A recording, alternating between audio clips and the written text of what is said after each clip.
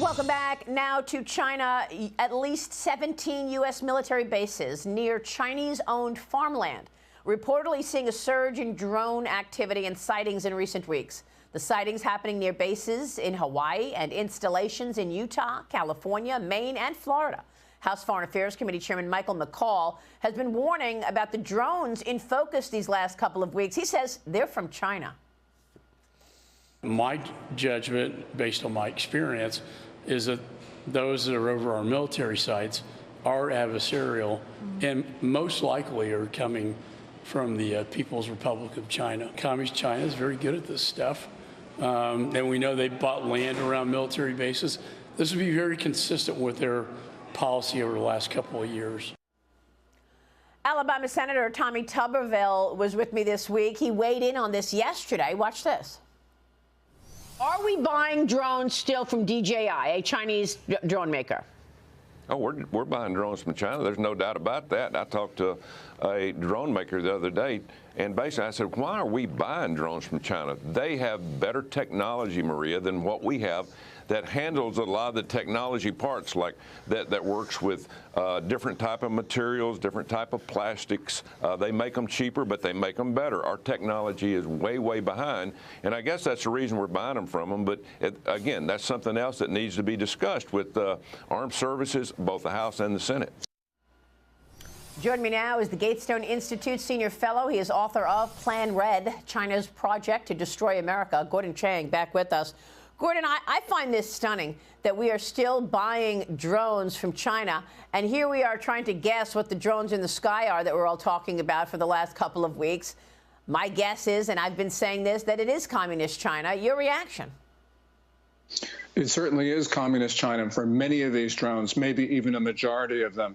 You know, the increased tempo of these drone flights against our military bases is occurring at the same time as there's increased frequency of incursions and attempted incursions of these bases by Chinese and other nationals. Really, what is occurring here is that they are preparing to attack the United States from American soil. I don't know why we need an engraved invitation from Beijing. It's clear what's going to happen. We are going to get hit, and we're not taking the necessary precautions to protect these bases and to protect the American people. Well, I mean, there's also, a weakened situation to admit. For the longest time, General Jack Keane has been telling us on this program repeatedly for years that we are outgunned, we are outmanned when you look at our Navy versus the Chinese Navy. The Pentagon released its 2024 China Military Power Report yesterday. It found that Beijing is increasing its military pressure on Taiwan. It's ramping up its aggression in the South China Sea. It's deepening its ties with Russia, and its crackdown on military corruption may have disrupted progress toward its 2027 modernization goal. China also growing its nuclear arsenal, adding at least 100 nuclear warheads to its stockpile over the past year, with 600 plus already in the arsenal. That number could grow to over 1,000 by 2030, Gordon. And yet there's no response ever from the Biden-Harris administration to Beijing's behavior. We allowed the spy balloon to traverse the country for a week before shooting it down. Why aren't they shooting down these drones in the air if they suspect they're from China? There's no good answer. You have base commanders, first of all, don't have the authority, and they don't have the equipment to shoot down these drones. And the Chinese are noticing this, which means they see a big vulnerability. And with those nuclear warheads, Maria, China is building up its arsenal not to deter. It already has enough warheads to deter.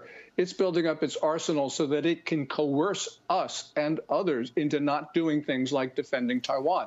They saw the way Biden reacted to Vladimir Putin's nuclear threats before the invasion of Ukraine. They saw that they worked, and the Chinese are going to do the same thing when they go after the Philippines, Japan, Taiwan, whomever. Well, I want to look at what's happening on the ground. A Chinese man was arrested in 2023 for allegedly running a secret Chinese police station in New York City. He pled guilty yesterday to acting as an illegal foreign agent, Gordon. He's now facing 5 years in prison. He and his partner allegedly opened this police station back in 2022 to track and intimidate Chinese dissidents living in the United States.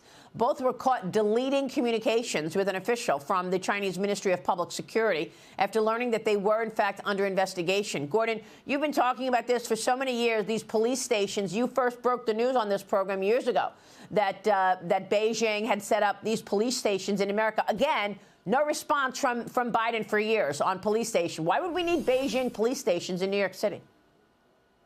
No, we don't. And we don't need the 7 to 9 other police stations in the United States that the New York Post and the Daily Caller have written about and reported. It's fine that they closed the New York one. I'm great that they did that, but they should be closing the other installations as well. It is just no justification for allowing the Chinese to violate our sovereignty and in many cases commit crimes against us. We're allowing consular officials and Ministry of State security agents to commit those crimes and violate our security on our own soil. Yep, great point. Lee Carter, jump in here. Gordon, I am so intrigued by this whole thing. I've been talking about the drones for a while. My family is from New Jersey. I've seen the drones over my home.